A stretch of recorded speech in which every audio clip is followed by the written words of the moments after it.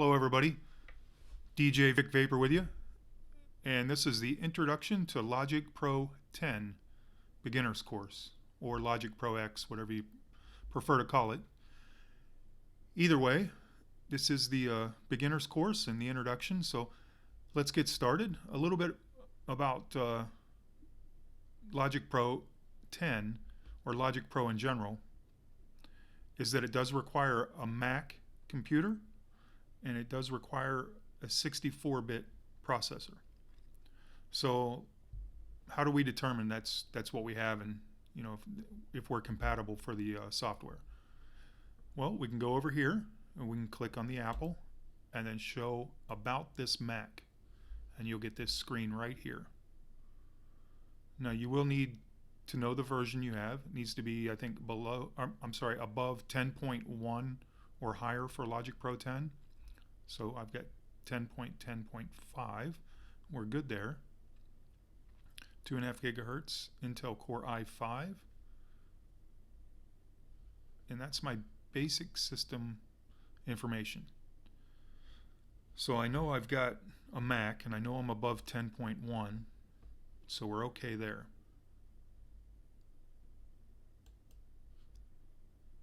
Now let's go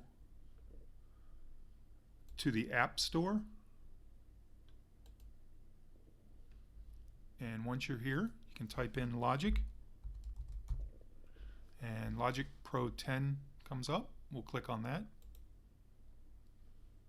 and there's a whole list of different courses and classes and things you can download, additional content, and ways to learn more material.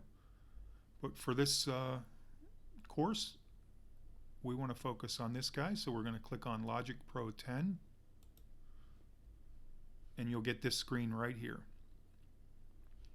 Now it shows the price here, and if you were going to go ahead and purchase, you click there.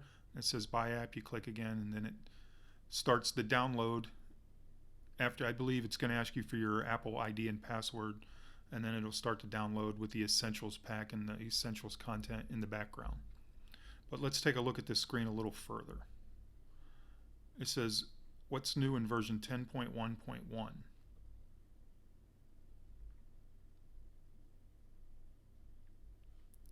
Over here, I want to focus on this a little bit. I'm kind of getting ahead of myself.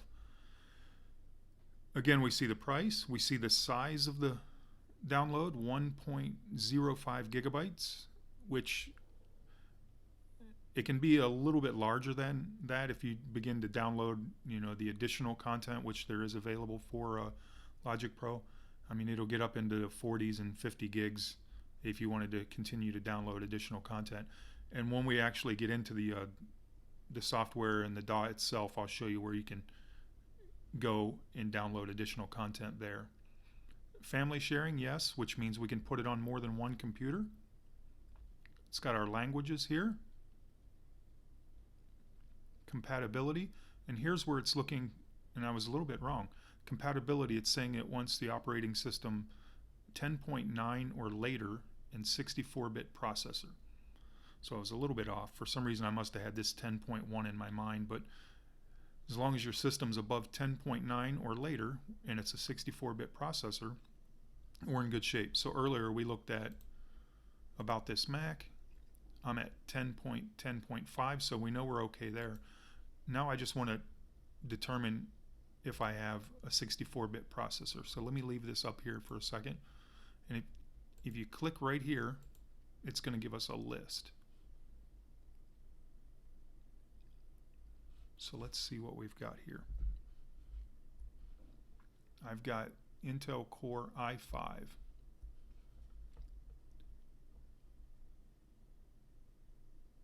So Core i5 is 64-bit, and that's how you determine if your system is compatible with Logic Pro 10. And you can see that was updated April 9th of 2015, so we're good there.